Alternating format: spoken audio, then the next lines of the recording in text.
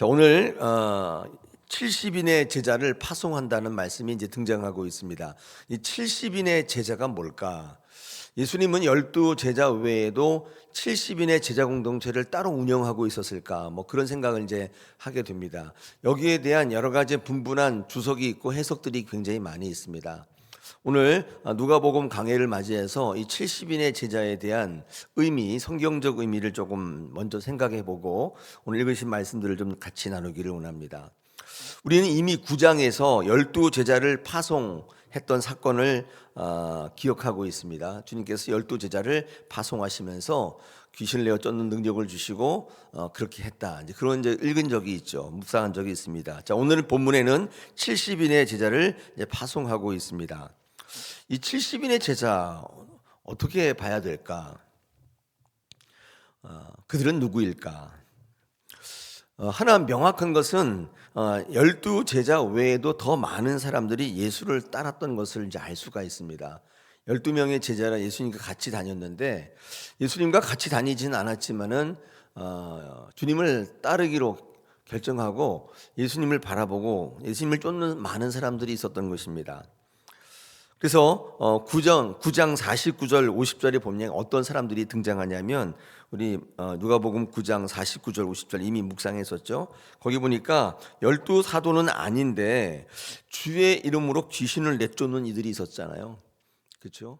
주의 이름으로 귀신을 내쫓는 이들이 있었습니다. 그 제자들은 우리와 함께 따르지 아니한다는 이유로 그들을 금했다. 이렇게 기록이 있잖아요. 예수님께서 그렇게 하지 말라. 그 말씀을 하셨는데 거기에 보니까 이미 주의 이름으로 귀신을 내쫓는 이들이 있었다는 것입니다. 여러분, 주의 이름으로 귀신을 내쫓는 것은 제자들도 능히 하지 못했잖아요.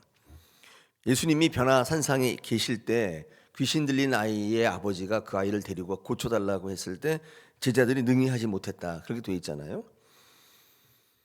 근데 그들은 이미 주의 이름으로 귀신을 내쫓는 이들이 있었다는 것입니다. 특이하죠. 제자들도 하지 못했던 것들을 하는 사람들이 있었다는 거예요.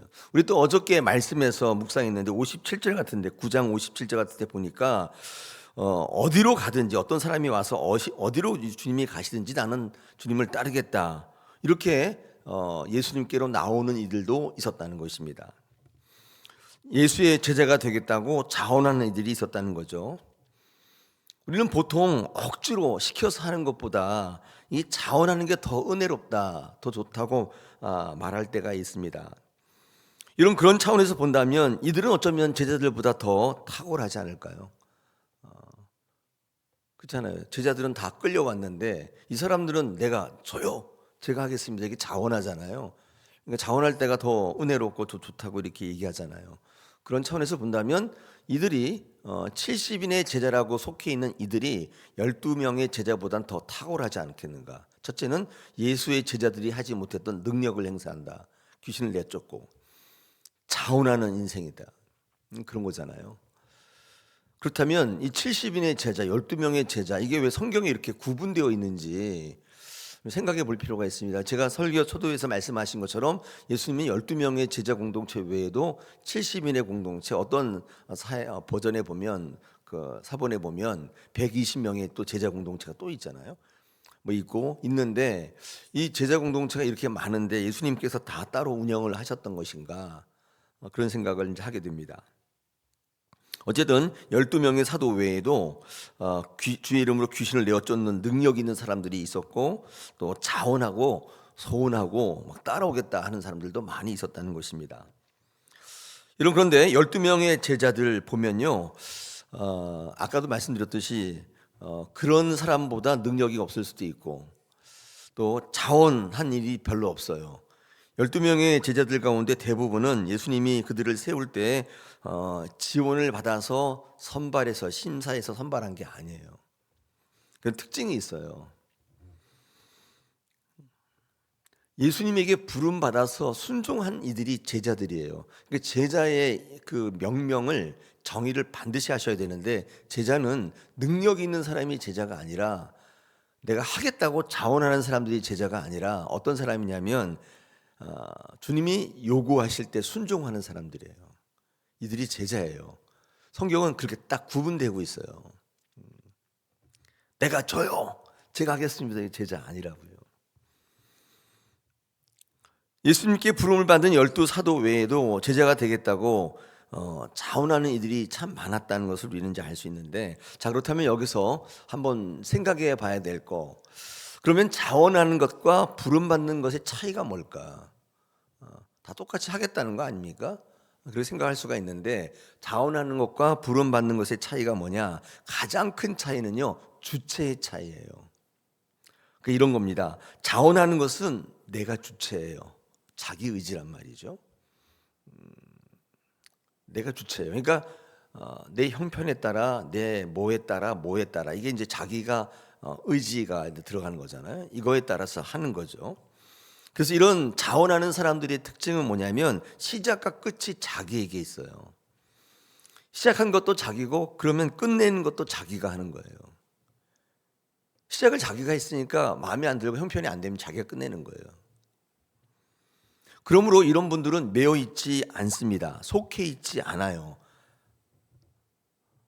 주 안에서 속해 있지 않고 자기 안에서 자유로워요. 언제나 내가 결정할 수 있다고 생각한단 말이죠. 그러니까 진정한 제자는 매여 있는 거예요. 이게 매여 있다, 이게 되게 중요한 건데, 이거 크러지라고 그러죠. 크러지 칼라. 이 목사복이라고 하는데 로만 칼라랑 약간 달라요. 요거 우리나라에서 의장 특허를 낸 건데, 다른 나라에, 우리나라의 목사들만 입는 옷이에요.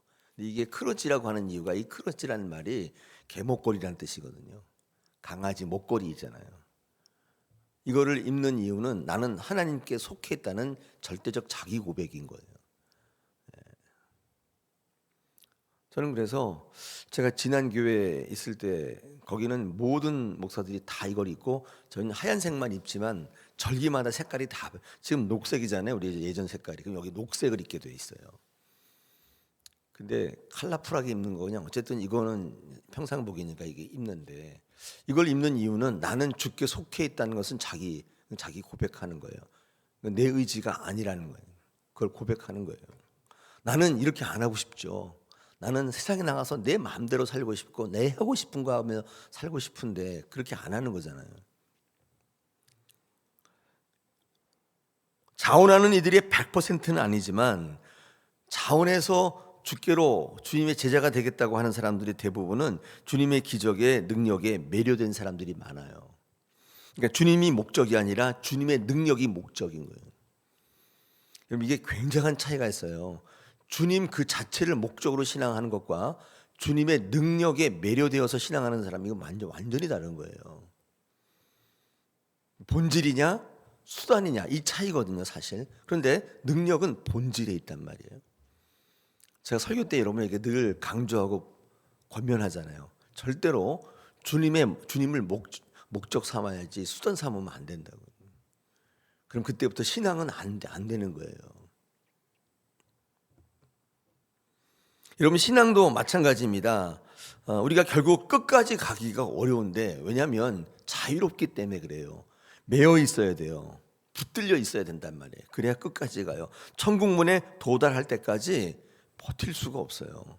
왜냐하면 여러분이 거기 서기에 부적절하게 유혹하는 것들이 너무 많기 때문에. 신앙은요, 어떻게 되냐면 시냇가에 뿌리를 내리는 거라 그랬잖아요, 시편 1편에. 뿌리 내린 나무가 돼야 되는 거예요. 바람이 나는 겨가 되면 자유롭지만 나중에 심판의 바람, 성령의 바람이 불면 싹 다 날아가고 없어요. 오늘 성경 말씀에 이 70인을 파송할 때, 그렇죠, 우리 7절에 같은 데 보니까 이 집 저 집에서 옮기지 말라. 제가 나중에 말씀드리겠지만 70인의 제자는 성경상에 볼 때 마태복음 창세기 10장 같은 데 보니까 전 세계에 있는 민족을 다 이 70족속으로 얘기하고 있거든요. 70이라는 숫자는 성경에서 굉장히 중요한 숫자인데, 성경이 쓰여졌던 당시 유대인들이 생각했던 70이라는 숫자가 성경이 많은데, 이후에 이 성경을 주석하는 주석학자들이 성경을 전체를 통틀어 보니까 이 70이라는 숫자가 가지고 있는 의미들이 굉장히 있어요.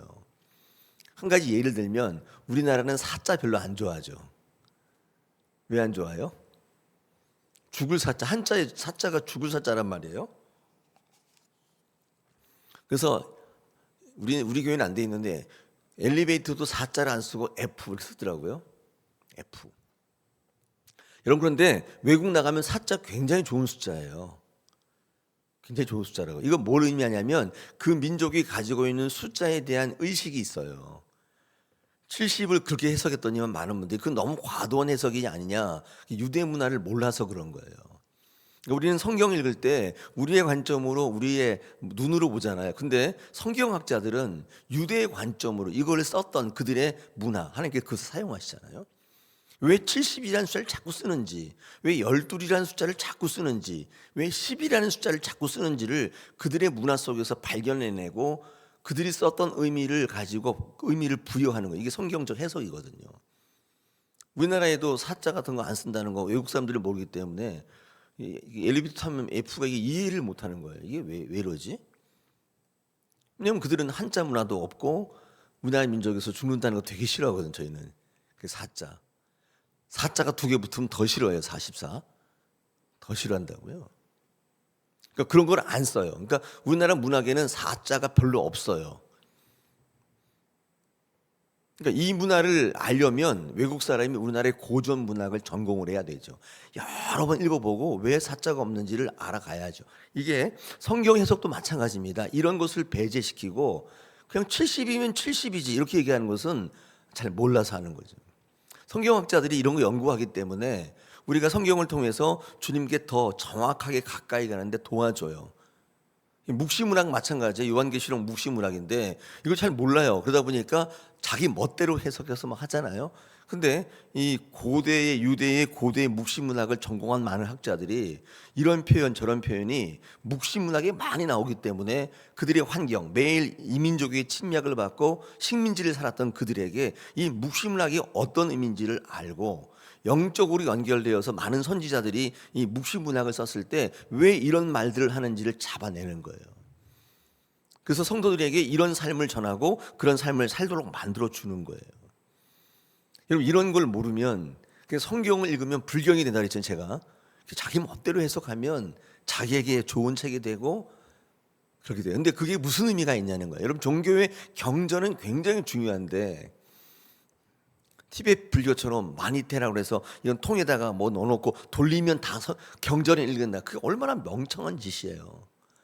그 읽고 묵상하고 이걸 왜 이렇게 말씀하는지 신의 관점에서 이해하고 내 삶에 적용하려고 하지 않는다면 그게 어떻게 신앙이 되겠느냐는 거예요. 자, 이 70이라는 숫자를 제가 설명하기 좀 장황하게 얘기했는데 이런 숫자가 나오면 여러분 주석을 잘 들어보실 필요가 있어요. 왜 우리에게 70이라고 얘기하는지. 그 결론은 나중에 내겠습니다. 그러니까 자원하는 것은 자기가 주체이기 때문에 언제든지 끝낼 수 있어 자기가. 그러나 여러분 부름 받는 것은 주체가 주님이에요. 주님이 부르시는 거기 때문에 주님이 의지예요. 주체예요. 주님이 결정하시는 거예요. 그래서 주님이 시작하고 주님이 끝내요. 주님은 알파이요 오메가시다. 어떤 신앙이 가장 좋냐? 주님에게 부름받고 주님에 의해서 매듭짓는 거예요. 이게 제일 좋아요. 저는 신방하면서 태어날 때 있잖아요. 요즘엔 잘 안 그런데 요즘 한 10년 전까지만 해도 제가 전에 있던 교회는 아이들이 태어나면 병원으로 신방을 요청해서 제가 그 신방 굉장히 많이 서울 시내에 있는 큰 산부인과는 다 다녔어요. 거기 가서 저 유리창 너머라도 보고 기도해 달라요. 시작을 기도로 시작하는 거예요. 그 아이의 인생을. 요즘에는 그런 분들이 별로 없더라고요. 그러니까 의지를 하지 않는 거예요. 그리고 돌아가실 때 요 일전에도 안윤아 목사님 아버님 가서 임종 예배했는데 그거 하시고 그 다음날 돌아가셨잖아요. 마지막도 기도로 끝내는 거예요. 이게 알파요 오메가예요. 저는 그런 인생이 가장 복되다. 저 태어날 때 목사님이 기도했잖아요. 저 죽을 때도 어떤 목사님이 임종 예배 하실 건데 그게 가장 복되다. 주님이 시작하고 주님이 끝내는 거예요. 이런 그러므로 부름받는 이들에게는 그들이 할 수 있는 것은 순종밖에 없어요. 자유라는 게 없어요. 싫어하시죠? 주님을 바라볼 수밖에 없어요. 여러분, 제자 되는 것은 그래서 부름 받는 거지, 저요 제가 자원 내 의지로 하는 게 아니에요. 여러분, 우리 신앙 가운데 항존직이 부름 받는 겁니다. 자기가 정하는 게 아니에요. 내가 하고 싶다고 하는 게 아니에요. 하나님께 부름 받는 거예요. 그래서 항존직은 매여 있는 존재예요. 함부로 끝낼 수가 없어요. 이런 그 교회 그 재단에서 기름 부음 받으면 그 재단에서 죽어야 되는 거예요. 저는 그렇게 알고 있어요. 그렇게 믿고 있고. 이렇듯 직분에 대한 이해가 없이 항존직이 되는 것은 굉장히 불행한 일입니다. 하나님께서 그래서 기름 부어 주신 거거든요. 그 교회에 매여 있으라고. 특히 오늘날 이동이 많은 시대에는 항존직에 대한 의미가 더 커져요. 더 커져요. 주님은 능력을 행하는 이들, 자원하는 이들, 그들을 제자로 받아들이시지 않고 오히려 그들에게 어저께 강력한 제자의 도구를 요구하세요. 뭐 하면 안 된다. 우리 어저께 그쵸, 집을 요구해서도 안 된다. 아버지 장사한다. 그것도 안 된다. 가족들과 이별, 그것도 안 된다. 강력한 제자도를 요구하시니, 사실 이 말은요, 제자 되지 말라는 얘기가 거의 똑같은 거예요. 제자의 조건, 이미 말 나왔으니까 오늘 70인의 제자의 조건들을 좀 얘기할 때, 제자의 조건이 두 가지가 있습니다. 첫째, 다 버려야 돼요. 그러니까 챙기고 아버지 챙기고 장례 챙기고 이런 게 아니라 다 버려야 돼요. 성경에 보면요, 마태복음 4장 같은데 이제 예수님 제자를 부르실 때 제자들의 특징이 뭐냐면 다 버려뒀다는 거예요. 마태복음 4장 20절에 주님께서 베드로를 딱 부르니까 그들이 곧 그물을 버려두고 다 버리고 예수를 따랐다. 아까 그들 있잖아요. 뭐 하면 안 되겠습니까? 다 이유 다 하고 난 다음에 오면 안 되겠습니까? 그런 게 아니라 부름 받은 즉시로 다 버려요. 또 그 다음에 4장 아까 20절, 21절, 21절에 보니 여기는 세베대의 아들 야고보와 요한이 이제 부름 받았는데 아버지와 함께 배에서 그물을 깁는 것을 보시고 그들을 부르시거든요. 근데 그들이 20일 보니까 그들이 곧 배와 아버지를 버려두고 예수를 따르니라. 여러분, 레위 마태는 그 세관에 앉아 있을 때 부름 받아. 이건 뭘 버렸다는 거예요? 직장을 버려요. 그리고 예수를 따랐다. 예수님의 제자의 조건은 첫째가 챙기는 게 아니라 버리는 거예요. 이런 특징이 있어요. 근데 아까 그 제자들은 제가 이거 하고 오면 안 되겠습니까? 작별 인사를 좀 하고 오면 안 되겠습니까? 그런 거 안 된다. 또 하나의 특징이 뭐냐면 제자의 조건이 아까 지금 말씀드린 것처럼 부름 받은 거예요. 자원하는 게 아니에요. 부름 받는 겁니다. 여러분, 우리가 언제 부름 받아? 여러분, 매일 부름 받아요. 예. 저도 부름 받았잖아요. 여러분도 어쩌면 저의 입을 통해 하나님께서 여러분 부르시잖아요. 근데 다 거절하는. 이거 다 하고 나서 이거 다 문제가 해결되고 난 다음에 그런 분들이 있어요. 근데 그게 제자가 되지 않는 거죠. 부름 받는 거. 자, 여러분, 우리는 70인의 제자 공동체, 이 70이라는 게 그래서 창세기 10장에 이 세상의 모든 민족을 70으로 본다고, 70 부족으로 보는 것처럼 우리를 먼저 앞서 보내셨다고 하는 것은 우리를 제자로 삼으시고 모든 사람들이 이 땅에 나가 하나님의 말씀을 증거하고 하나님의 말씀을 선포해야 될 존재로 부르시고, 그래서 12명의 제자, 부름받은 제자들이 있지만, 사도들이 있지만 우리 모두가 예수의 제자로서 나가서 하나님의 말씀을 증거하고 하나님의 말씀대로 살아야 되는 제자의 삶을 우리에게 요구하고 계신다는 거예요. 그러면 좋겠다. 성경 읽어보면요, 제자가 될 뻔했던 사람들도 있어요. 특히 마태복음 19장에 가면 부자 청년이 있잖아요. 한밤중에 주님을 찾아왔던 분. 그 사람에게 뭐라고 얘기했냐면, 너는 다 버려두고 나를 쫓으라 했는데 쫓지 않았어요.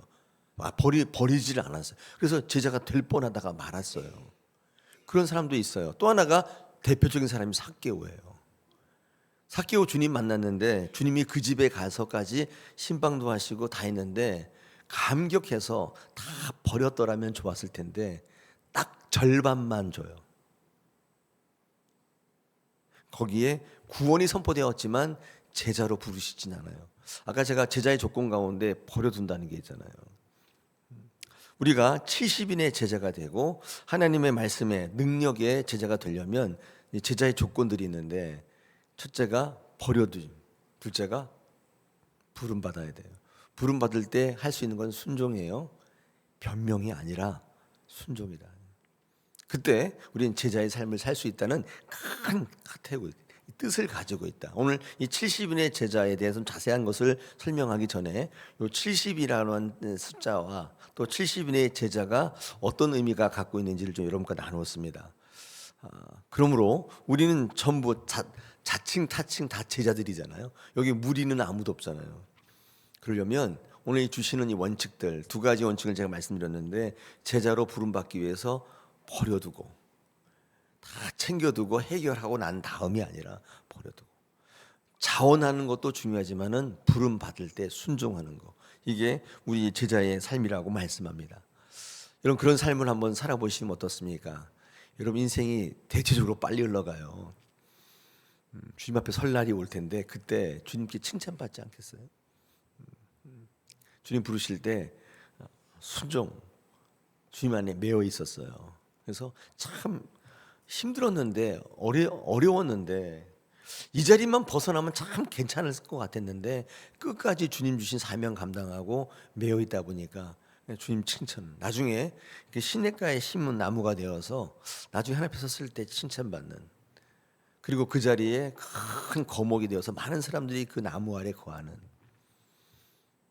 굉장히 좋은 인생 아닙니까? 여러분 어떻게 생각하세요? 주님의 삶의 사명의 자리에 다 벗어나서 내 마음대로 살다가 나중에 부지불식간에 주님 부르심 받아가지고 그 앞에 섰을 때 얼마나 부끄러울까요? 내가 하고 싶은 대로 살다가 그것도 잘 되면 괜찮은데 그것도 아니에요.